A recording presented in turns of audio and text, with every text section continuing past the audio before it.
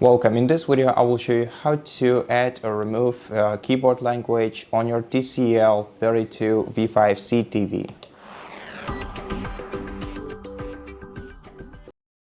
From the home screen of your TV, navigate to the gear icon in the top right corner of the screen to open Settings.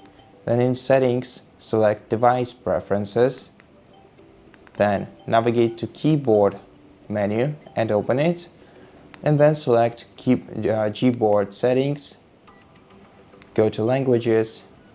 Disable using System Languages by switching this toggle to the left. And now you can select which languages you want to have on your keyboard. Just select the language from the list and switch the toggle to the right next to it. And after that, this language will be added to your on-screen keyboard. So let's actually try it.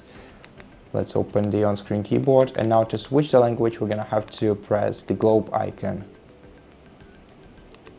And this will switch the language of the keyboard. And that's basically it. Thank you for watching this video. If you liked it, please consider subscribing to our channel. Leave us a like and a comment below, and I'll see you in the next one.